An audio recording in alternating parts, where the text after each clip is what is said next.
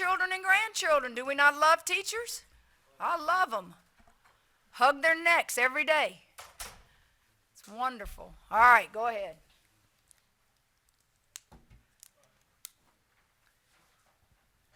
How exciting was that for Kim and the girls? Just probably won't get a better crowd, more enthusiastic crowd. Somebody told me there was 12,000, over 12,000 paid attendance. What was that, Grant? That's right. At 11 o'clock in the morning, and over 7,000 of them showed up. 12,490. You got to love that. I don't know if those kids made us play the way we did defensively with intensity and focus. I don't know if it was the other team, which we have much respect for. That group won their league last year. They have international kids. They're well coached.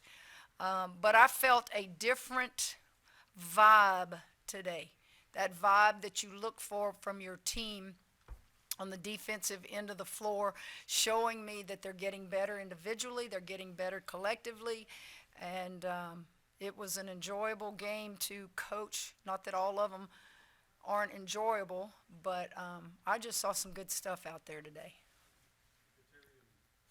You got Kateri? The crowd. They want you to talk about the crowd. I mean, it's 11 in the morning, and just being able to have, those kids there cheering us on and just being able to see us perform. I think we kind of fed off of that a lot, like Coach said, and, we just wanted to make it fun for them, and, we handled business. Yeah, I would agree. It was a sense of, a lot of energy in the building.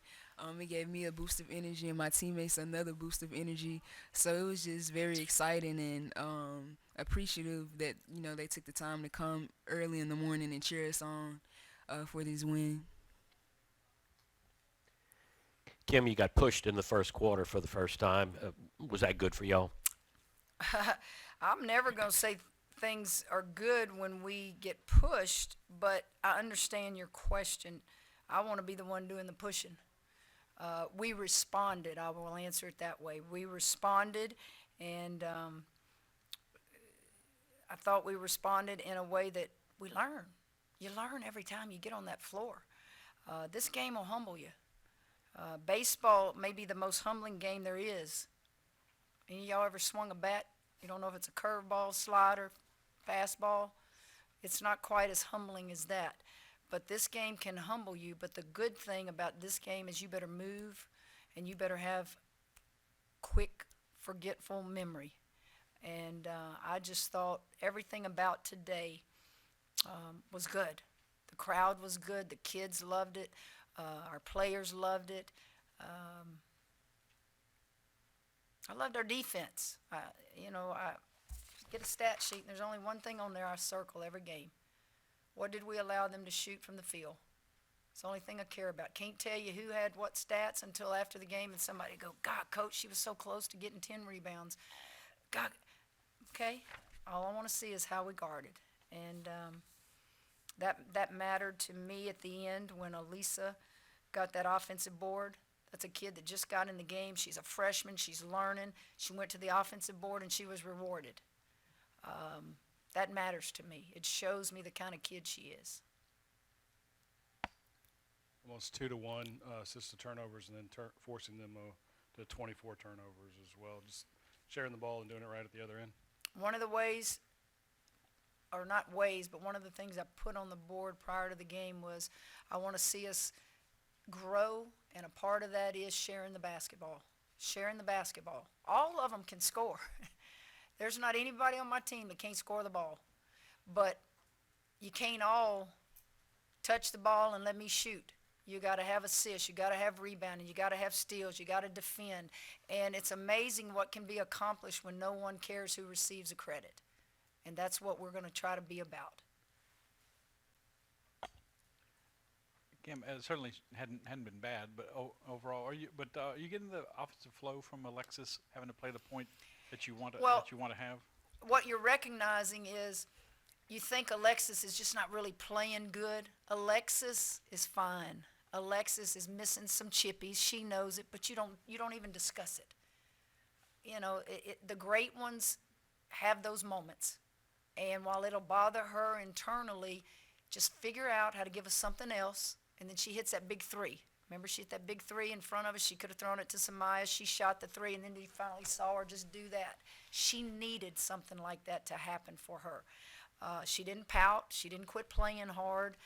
But I know to whom much is given, much is expected, and we expect so much from her. I think actually POA will help Alexis not have to play the point the entire time, and it will allow her just to go play freely. When you're at the point, you got to be the coach on the floor. You got to make sure everybody's where they're supposed to be. You got to make sure, what we're running. If you can move her over to the off guard with POA's continuing to develop, it will relax her more. But she's fine. For either player, can you just about getting to the 100-point mark again? And it was through defense and converting on the offensive end. It wasn't just a sloppy play. What's the question? Like, Getting to 100 points again for the fourth straight game, something that's never been done before. yeah, I mean, it's always great to hit 100 on opponents. I think we were just really locked in on the defensive end. We didn't really care about, let's hit 100 every game. It's just improving each game and each possession. So I think that's what really mattered. Look at Lex's stat line, Scott. It's pretty impressive, and we're sitting here worrying about if she's playing, not the typical Alexis, but when you look at her stat line, she shot 50% from the field. She's perfect from the three-point line. She didn't get to the foul line, which is unusual. But the only thing I would see on there that would bother me as a coach is she had 4 turnovers. That's not typical. But I understand where you're coming from because you watched her all year, but Alexis really is fine. She just, she may look around and go, ooh, I got a lot of weapons around me. You're winning by a million every game, so I can ask you something.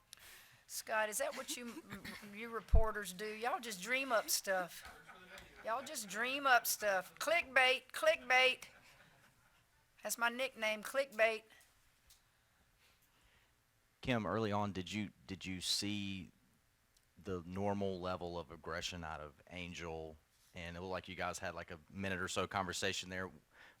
I'm assuming you maybe had challenged her in that moment. And then That moment was I took her out of the game in the second half because she's cherry picking instead of going down there and rebounding the ball. And I think she got my message. She quit cherry picking and she got down there and do what you do best. So that was the moment. She's a specimen down there. What you gonna do with her? You don't know if she's going left. You don't know if she's going right. She's going to get her own miss. I've only coached one other kid in my career, and she was much smaller at the post, an undersized post that could get her own misses better than anybody. She stayed with the play, and Angel does that. So that was the teaching moment. I took a couple of the other ones out, teaching moments. I think I took Alexis out. I had said something, and she didn't go do it, and it's a teaching moment. I don't know any other way sometimes other than if you take them out, it gets their attention a little more than just saying it to them. But they know they're going back in at some point. It's just a teaching moment. Jasmine, you got off to a hot start shooting. What does making your first couple shots do for your confidence for the rest of the game? And then, Coach, what does having someone who can shoot the ball like that do for the offense as a whole? Go ahead, man. When I make shots early on, yeah, it does build my confidence. I'm on fire, so shoot is shoot. So when I got off to a hot start, it made me have more energy to play defense on the defensive end because I don't want to just be a one-way player. I want to be a two-way player on the defensive end too. So when I was knocking down shots, it gave me another boost of energy to let me get this stop on the other end. So yeah. Three-point shooting, obviously, in the history of the sport was not the big deal years and years ago. Didn't even have three-point line. So now kids are getting trainers. They're developing the three-point shot, the NBA. I don't know if there's a back-to-the-basket post player anymore in the NBA. So everybody thinks that's the thing to do. I always believe if you're going to win championships, you better, I'm talking about the women's college level, you better have good post play. And good post play allows the great shooters, which Jasmine is, just to relax and knock down some shots. And I've coached some really, really good three-point shooters. Jasmine is one of them. The funny thing about three-point shooting in my career is people tend to say, well, she is a post-oriented coach. What does that mean? I like bigs.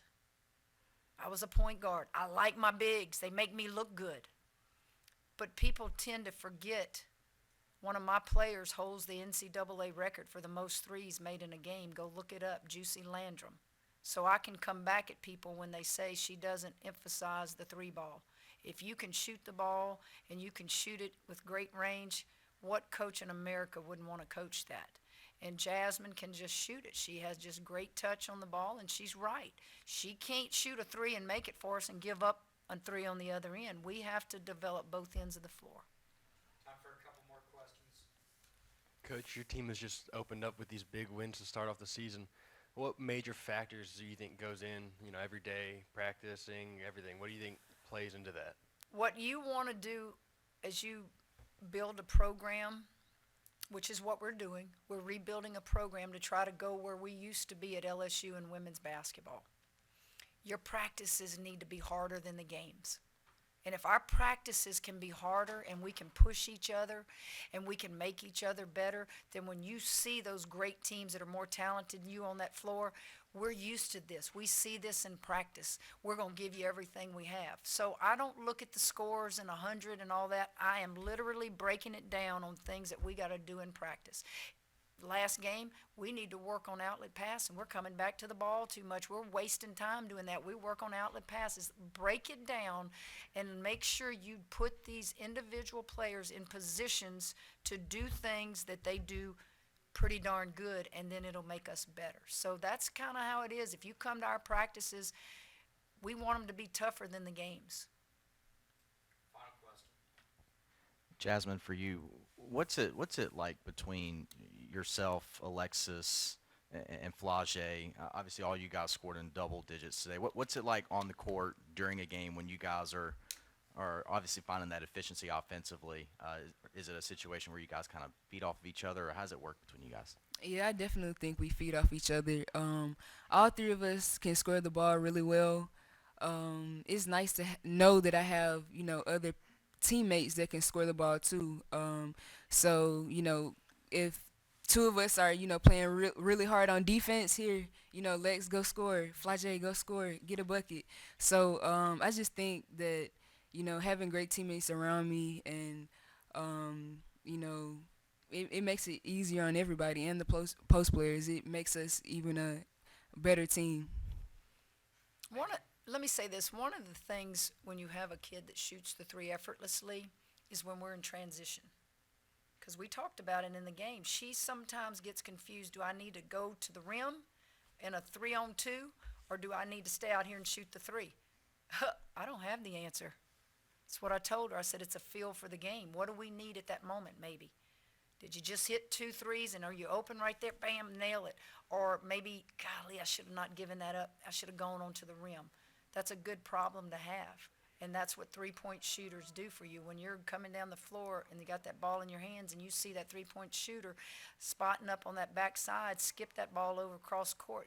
That's the danger of a three-point shooter. Thank y'all.